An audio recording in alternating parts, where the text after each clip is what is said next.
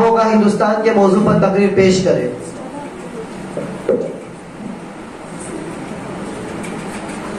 بسم اللہ الرحمن الرحیم. الحمدللہ علیہ والصلاة والسلام علی آلہ. اما بعد. وعدہ آج اپنے زخم پناہ کر کے چھوڑوں گا. وعدہ آج اپنے زخم پناہ کر کے چھوڑوں گا. لہو رو رو کے محفل کو گلستان کر کے چھوڑوں گا. جلانا ہے مجھے ہر شمع دل کو سوزے پناہ سے. جلانا ہے مجھے ہر شمع دل کو سوزے پناہ سے. تیری تاریک راتوں میں چراغا کر کے چھوڑوں گا. مجھے اہم نشی رہنے دے شغل سینہ کاوی میں. مجھے اہم نشی رہنے دے شغل سینہ کاوی میں کہ میں دعوے محبت کو نمایاں کر کے چھوڑوں گا. دکھا دوں گا جہاں کو جو میری آنکھوں نے دیکھا ہے. دکھا دوں گا جہاں کو جو میری آنکھوں نے دیکھا ہے. تجھے بھی صورت آئینہ حیران کر کے چھوڑوں گا. جو ہے پردوں میں پنا چشم بینا دیکھ لیتی ہے. جو ہے پردوں میں پنا چشم بینا دیکھ لیتی ہے. زمانہ کی طبیعت کا تقاضا دیکھ لیتی ہے. صدر محترم اور حاضرین مجلس، خوابوں کا تعلق انسانی تصورات سے ہوتا ہے، اس لیے تصورات کو خواب و خیال بھی کہا جاتا ہے. کچھ خواب شرمندہ تعبیر ہو جاتے ہیں اور کچھ شرمندہ تعبیر ہونے سے رہ جاتے ہیں، اور انسان حسرت و یاس کی تصویر بنا دنیا سے چلا جاتا ہے. لیکن خواب پھر خواب ہوتا ہے. انسان سب جانتے ہوئے بھی خواب دیکھنا بند نہیں کرتا، تصوراتی قلعے کی تعمیر کرنا بند نہیں کرتا. اس کا خواب حقیقی اور خارجی دنیا میں ظہور پذیر ہو یا نہ ہو، وہ پلکوں پر خواب سجاتا بہرحال ہے. وہ تصوراتی محل بناتا ضرور ہے. یہ انسانی فطرت ہے اور ہر انسان سے فطرت کا ظہور ہوتا ہے. ہمارا پیارا وطن ہندوستان، جس کے درے درے سے ہمیں پیار ہے، جس کی محبت ہمارے رگ و ریشہ میں پیوست ہے. وطن کی محبت ہر انسان کے دل و دماغ میں رچی بسی ہوتی ہے. پھر انسانی فطرت کے اس مظاہرے سے ہم مبرہ کیسے ہو سکتے ہیں؟ وطن کی محبت ہر انسان کے دل و دماغ میں رچی بسی ہوتی ہے. پھر انسانی فطرت کے اس مظاہرے سے ہم مبرہ کیسے ہو سکتے ہیں؟ وطن کی محبت حضور صلی اللہ علیہ وسلم کے دل میں بھی تھی. مکہ مکرمہ سے ہجرت کرتے ہوئے حضور صلی اللہ علیہ وسلم ایک ایسے ٹیلے پر کھڑے ہیں جہاں سے مکہ مکرمہ نظر آتا ہے، اور آپ کی زبان مبارک میں کلمات ہے: ما اطيبك من بلد وحبك الي ولولا ان قومي اخرجوني منك ما سقط غيرك. تو کتنا پاکیزہ شہر ہے، تو مجھے کتنا محبوب ہے. اگر میری قوم مجھے تجھ سے نہ نکالتی تو میں تجھے چھوڑ کر کہیں سکونیت اختیار نہ کرتا. محترم دوستو، آدمی کو جس سے محبت ہوتی ہے وہ اس کا ہی خواہ ہوتا ہے، اسی کی بھلائی سوچتا ہے. ہر محب وطن وطن کا ہی خواہ ہوتا ہے، وطن کی بھلائی سوچتا ہے. تمام ہندوستانی مسلمان حب الوطنی کے جذبات سے سرشار ہیں. وطن سے اسی تعلق اور لگاؤ نے ان کے حب الوطنی کو کچھ خواب دیے ہیں جن کی تعبیر ان کا مطمع نظر اور مقصد زندگی ہے. تصورات کی ایک نئی دنیا اور ایک نئی بستی ہے. وہ دنیا و بستی جہاں ہندوستان واقعی جنت نما بن جاتا ہے اور تمام باشندگان وطن کے لیے امن و سکون اور چین و راحت کا گہوارہ بن جاتا ہے. ہمارے خوابوں کا ہندوستان وہی ہے جو ہمارے بزرگوں کے خوابوں کا ہندوستان تھا. یہاں کے لیے جو خواب انہوں نے دیکھے تھے وہی ہم بھی دیکھتے ہیں. ان کے مجاہدانہ اور سرفراز شرح کارناموں کا نتیجہ تھا کہ ملک غلامی کی زنجیروں سے آزاد ہو گیا، توقع غلامی ٹوٹ گیا، چاروں طرف خوشی و مسرت کے شادیاں بج اٹھے. جب ہندوستان میں انگریزوں کی حکومت تھی، اکابر علماء کے نمائندہ ایک مشہور اخبار نے اپنی شجاعت میں لکھا تھا: ہم آخر موجودہ نظام حکومت میں تبدیلی کیوں چاہتے ہیں؟ ہم ہندوستان میں انگریزی اقتدار کے کیوں دشمن ہیں؟ کیا اس لیے کہ رام راج قائم کرے؟ کیا اس لیے کہ اپنے حقوق کو نظر انداز کر دے؟ یقیناً ایسا نہیں ہے. ہم ہندوستان میں ایک نئی قومی جمہوریت کے لیے اس لیے جدوجہد کر رہے ہیں کہ ہم اپنے قومی و مذہبی حقوق سے پوری طرح متمتع ہوں گے. ہم ہر اس ضابطے اور قانون کو ختم کریں گے جو ہمارے حقوق پر اثر انداز ہوتے ہیں. ہم اس مطالبہ سے کسی طرح دستبردار نہیں ہو سکتے. جہاں تک کہ مسلمانوں کا تعلق ہے، اس کی زندگی میں پوری طرح اسلامی شریعت حاوی ہوگی. افسوس کہ یہ خواب اب تک منتظر تکمیل ہے، بلکہ دن بہ دن اس کی راہ میں رکاوٹیں کھڑی کی جا رہی ہے. لیکن اس کے باوجود ہم اپنے خوابوں کے اس ہندوستان سے دستبردار ہونے کو تیار نہیں. اگر ہندوستان میں امن و سکون اور چین و راحت کی فضا قائم ہو تو یہ ہمارے خوابوں کا ہندوستان ہوگا. اگر کوئی ایک دوسرے سے دست و گریبان نہ ہو، اقلیت و اکثریت کے نام پر ظلم و ستم کا بازار گرم نہ ہو، فرقہ وارانہ تشدد و رعب نہ ہو تو یہ ہمارے خوابوں کا ہندوستان ہوگا. اگر ہندوستان میں شراب پر پابندی لگا دی جائے، جوا سٹا بند کرا دیا جائے، تو یہاں کا نوجوان مغربیت کا دل دادا نہ ہو، یہاں کی عورتیں مشرقی تہذیب کو اپنے لیے باعث افتخار نہ سمجھے، ان کی عصمتیں محفوظ ہو، تو یہ ہمارے خوابوں کا ہندوستان ہوگا۔ اگر ہندوستان میں تعلیم عام کر دی جائے اور مفت تعلیم کا بندوبست کر دیا جائے، تو یہ ہمارے خوابوں کا ہندوستان ہوگا۔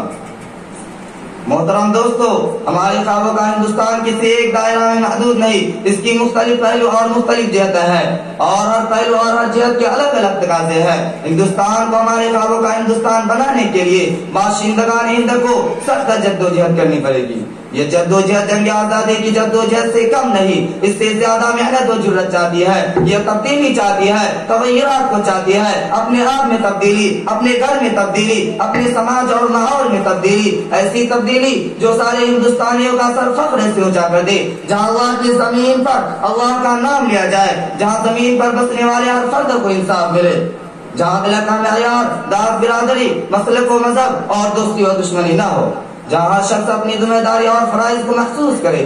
اگر ایسا ہندوستان ہمارے وجود میں آتا ہے تو یہ ہمارے خوابوں کا ہندوستان ہوگا۔ یہ خواب پورا ہو یا نہ ہو، ہم خواب تو دیکھتے ہی رہیں گے اور اس کے لیے جدوجہد بھی کرتے رہیں گے۔ وآخر دعوانا الحمدللہ رب العالمین۔ ماشاءاللہ موصوف نے بہت اچھے انداز میں تقریر پیش کی۔ اب اس کے بعد میں محمد صادق بن محمد زبیر کو دعوت دیتا ہوں کہ وہ آئے اور سیرت محسن انسانیت صلی اللہ علیہ وسلم کے موضوع پر تقریر پیش کرے۔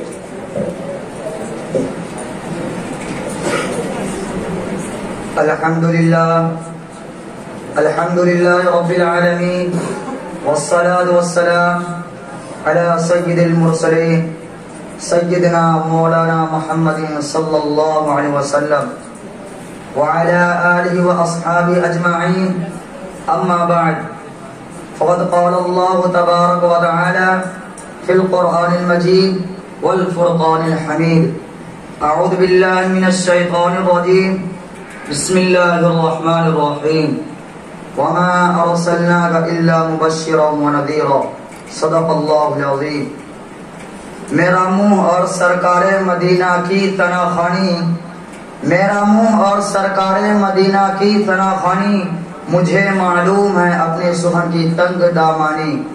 برادران اسلام اور قابل قدر شخصیات، میں اس متبرک اور پرامن بزم میں شمع رسالت کی ضیاء حیات کو روشن کرنے کی جسارت کر رہا ہوں۔ میری یہ بساط نہیں کہ ماہ رسالت صلی اللہ علیہ وسلم کے اسوہ حسنہ پر لب کشائی کر سکوں، لیکن پھر بھی آپ جیسے عظیم المرتبت شخصیات کے روبرو سیرت النبی صلی اللہ علیہ وسلم کو موضوع گفتگو بناتا ہوں تاکہ خود کی اصلاح ہو جائے، ورنہ کسی کی کیا مجال کہ سیرت النبی صلی اللہ علیہ وسلم کا احاطہ کر سکے۔ جیسے کہ شاعر رسول حضرت حسان رضی اللہ تعالی عنہ کا شعر ہے جو انہوں نے اپنی مجبوری ظاہر کی، فرمایا ما ان مدحت محمدا بمقالتی، ما ان مدحت محمدا بمقالتی ولكن مدحت مقالتی بمحمد۔ میری یہ بساط نہیں کہ اپنے اشعار سے مدح رسول کا حق ادا کر سکوں، ہاں میں نے ذکر رسول صلی اللہ علیہ وسلم سے اپنے اشعار کی ضرور مدح سرائی کی ہے۔ کسی اردو شاعر نے کہا قلم میرا قاصر زباں میری عاجز محمد کی عظمت بتاؤں میں کیسے، قلم میرا قاصر زباں میری عاجز محمد کی عظمت بتاؤں میں کیسے، ہے محبوب رب امام الرسول و فضائل مکمل سناؤں میں کیسے۔ ملت اسلامیہ کے دھڑکتے دلوں، بعثت نبوی صلی اللہ علیہ وسلم سے قبل پورے جزیرۃ العرب پر کوئی حکمرانی کرنے کے لیے تیار نہیں تھا، اور نہ نظام مکمل تھا۔ عدالت، انسانیت، امانت و دیانت، عصمت و عفت، صلاح و تقوی، زہد و ورع کا جنازہ نکل چکا تھا، شرافت و عزت کی کلیاں مرجھا چکی تھی، شرک و ضلالت کی تار کی ہر سمت نظر آ رہی تھی، نفرت، ظلمت، شقاوت اور عداوت کا دور دورہ تھا۔ کسی اردو شاعر نے کیا خوبی منظر کشی کی ہے، بدی کا زور تھا ہر سو جہالت کی گھٹائی تھی، بدی کا زور تھا ہر سو جہالت کی گھٹائی تھی، فساد و ظلم کی چاروں طرف پھیلی ہوائیں تھی، ذرا سی بات پر تلوار چل جاتی تھی آپس میں تو پھر جنگ آتی ہی نہ تھی دو چار کے بس میں. اگر لڑکی کی پیدائش کا ذکر گھر میں سن لیتے تو اس معصوم کو زندہ زمین میں دفن کر دیتے. غرض جو بھی برائی تھی سب ان میں پائی جاتی تھی، نہ تھی شرم و حیا آنکھوں میں گھر گھر بے حیائی تھی. مگر اللہ نے جب ان پر اپنا رحم فرمایا تو عبداللہ کے گھر میں خدا کا لاڈلا آیا. قدرت خداوندی نے اس پرفتن دور میں شیدائین لات و عزا کو رشد و ہدایت کے راستے پر گامزن کرنے کے لیے، وحشت و بربریت کو ختم کرنے کے لیے فاران کی چوٹیوں سے آفتاب رسالت صلی اللہ علیہ وسلم کو طلوع فرمایا. مکہ میں طلوع آفتاب کے وقت آفتاب رسالت آمینہ کے لال، عبداللہ کے لخت جگر، عبد المطلب کے نور نظر دو سنبا کو اپنے تمام انوار و برکات کے ساتھ تشریف لاتے ہیں. آپ صلی اللہ علیہ وسلم ایسے وقت پیدا ہوئے جس سے لیل و نہار دونوں نے فیض حاصل کیا. سبحان اللہ سبحان اللہ، ایک عجیب ماحول ہے، نور ہی نور نظر آ رہا ہے. پورے مکہ میں انوار الہی کا نزول ہو رہا ہے. ظلمت قدا و کفر قدا میں ایک تہلکہ مچ گیا ہے. لات و منات اور عزا منہ کے بل گر پڑے. گلزار ہستی میں ایک عجیب رونق پیدا ہو گئی ہے. چاروں سمت بس ایک ہی آواز سنائی دے رہی ہے، ایک والا آ گیا، ایک والا آ گیا. وہ آ گئے تو آ گیا، دنیا میں انقلاب، اجرا ہوا چمن تھا گلستان کر گئے. حضرت آمینہ خود فرماتی ہے، میرا نور نظر لخت جگر اس وقت تو کلام نہیں کر سکتا تھا، لیکن انگشت شہادت سے کچھ اشارہ کر رہا تھا. وہ اشارہ کیا ہے؟ وہ اشارہ اشہد اللہ الہ الا اللہ کا اشارہ تھا. قلب آمینہ میں مسرت و خوشی کی حد نہ رہی جب محمد صلی اللہ علیہ وسلم کی اداؤں کو دیکھا، لیکن کچھ غم کے اثرات بھی ہیں. فرماتی ہے، کاش آج عبداللہ ہوتے، اس لخت جگر کو جو چاند سے بھی زیادہ خوبصورت ہے دیکھ کر کتنے خوش ہوتے اور کھلونا وغیرہ لاتے. انہی چند باتوں پر میں اپنی تقریر کو ختم کرتا ہوں. آخر دعوانا الحمدللہ. بہت دیر سے بچوں آپ تھک گئے ہوگے. ایک چھوٹا سا مکالمہ بچوں نے تیار کیا ہے انجمن کی اہمیت پر. عثمان احمد اپنی معروف آگاہ کے آ جائیں اور اپنا مکالمہ پیش کریں.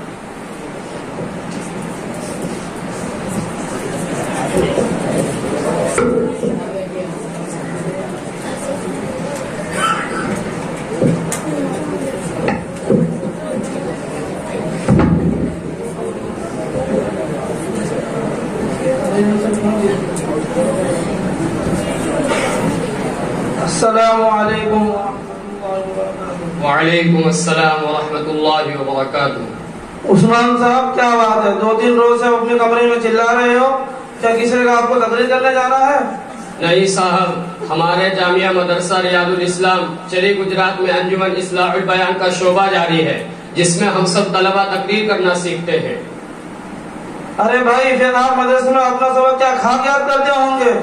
ارے بھائی، میں خارجی وقت میں تقریر کی مشق کرتا ہوں اور مدرسے کے اوقات میں درسی کتابیں پڑھتا ہوں. اور آج ہمارے جامعہ مدرسہ ریاض الاسلام چری گجرات میں انجمن اصلاح البیان کا جلسہ ہے، جس میں ہم اور آپ جمع ہیں. لیکن بھائی، مجھے ایسا لگتا ہے کہ آپ کے نزدیک انجمن کی کوئی اہمیت نہیں ہے، حالانکہ اس سے تو ہر ایک طالب علم کو ضرور دلچسپی ہونی چاہیے. عثمان صاحب، سچ یہ ہے کہ میں انجمن کو زمانے طالب علم میں قطعا مفید نہیں سمجھتا. یہ زمانہ تحصیل علم کا ہوتا ہے، نہ کہ انجمن سازی کا. یہ سب شیطانی فریب ہے جس میں مبتلا ہو کر طلبہ اپنا وقت برباد کرتے ہیں. نیز میری سب سے بڑی دلیل یہ ہے کہ حضرت شیخ رحمۃ اللہ علیہ کے زمانے میں مظاہر العلوم میں ایک انجمن تھا جس کا نام فیض رسا تھا. حضرت شیخ رحمۃ اللہ علیہ نے فرمایا، جلدی سے اس کو بند کرو ورنہ میں حیض رسا کر دوں گا. اسماعیل صاحب، آپ کے اس خیال سے مجھے اختلاف ہے. آپ سے مجھے یہ توقع نہ تھی کہ آپ اتنے مفید اور حوصلہ افزا تنظیم کو ان الفاظ سے یاد کریں گے. آپ نے مظاہر علوم کا جو واقعہ بیان کیا، دراصل اشترائی کے زمانے میں چند شریف بچوں نے کچھ نامناسب حرکتیں کی تھی جس کی بنا پر حضرت شیخ رحمۃ اللہ علیہ کو انجمن بند کروانا پڑا۔ جی ہاں، بعض مرتبہ مفید چیزیں بھی مضرت کا سبب بن جاتی ہے۔ اچھا تو یہ بتلائیے انجمن اور اس کے تحت ہونے والے امور میں کیا مضرت ہے؟ کیا یہ کم مضرت ہے کہ آپ تقریر کے مشق میں اپنا وقت برباد کرتے ہیں؟ صدیق مکرم اسباق کی پابندی کے ساتھ ساتھ طلبہ خارجی اوقات میں اپنی انجمنیں بنائے، اس کے تحت دارالمطالعہ چلائیں، کتاب پڑھنے کا شوق پیدا کرے، تحریر و تقریر کی مشق کرے، اخبار و رسائل کا مطالعہ کرے جن سے ان کا ذہنی ارتقاء ہو اور ان میں مل کر کام کرنے کا حوصلہ بڑھے، تو کیا حرج ہے؟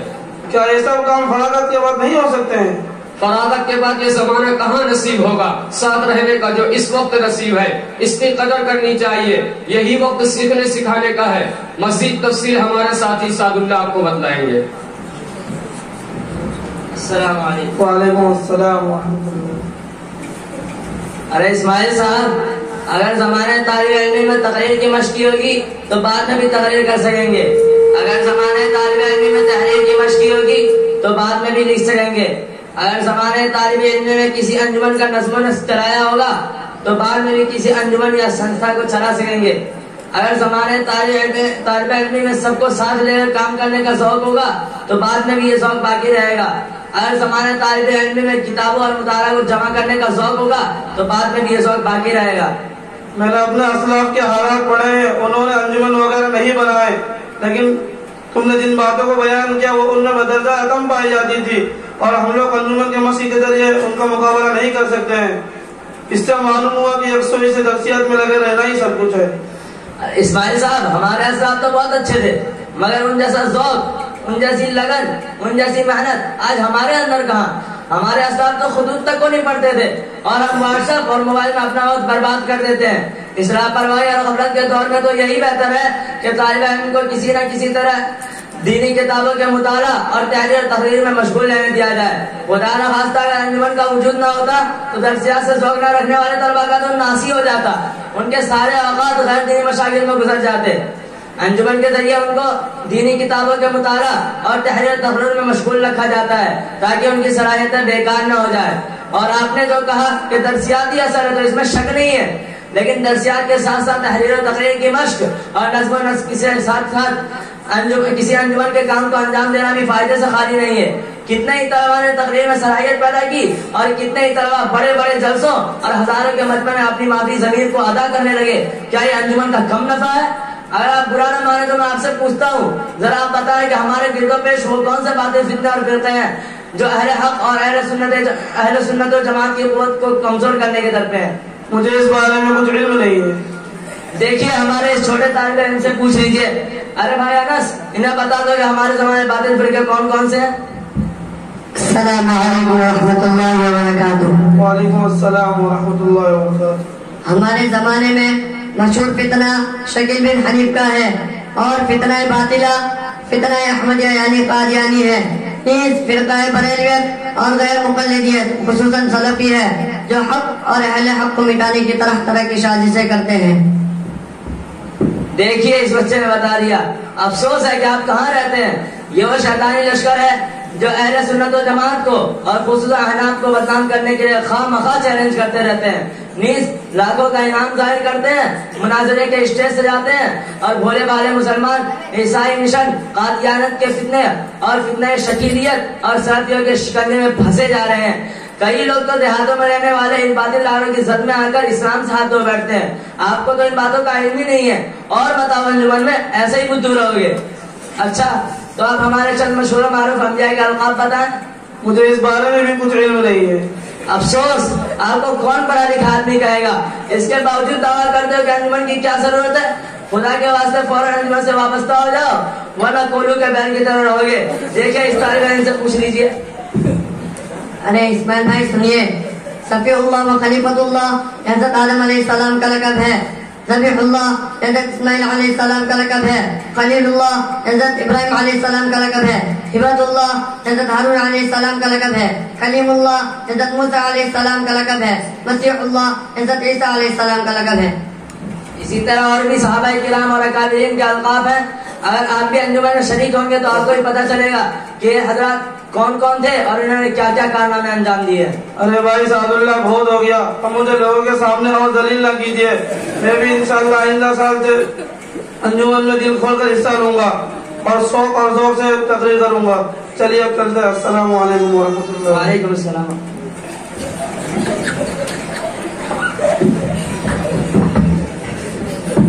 ماشاء اللہ بہت خوب بہت خوب. اپنے اپنے پروگرام کو آگے بڑھاتے ہوئے سابق مصاحب نظام الدین بن عبد العزیز کو دعوت دیتا ہوں کہ وہ آئے اور 21ویں صدی تباہی و بربادی کا پیغام کے عنوان پر تقریر پیش کرے. نظام الدین.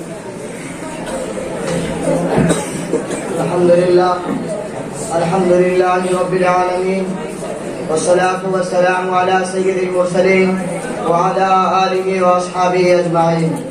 اما بعد، جناب صدر اور معزز حاضرین، آج کے اجلاس میں مجھے جس موضوع پر اظہار خیال کرنا ہے وہ ہے 21ویں صدی تباہی و بربادی کا پیغام. جناب صدر، آج ہم پر 21ویں صدی مسلط ہو چکی ہے. یہ سوال ہر صاحب نظر کے ذہن میں ابھر رہا ہے کہ آئندہ کیا ہوگا.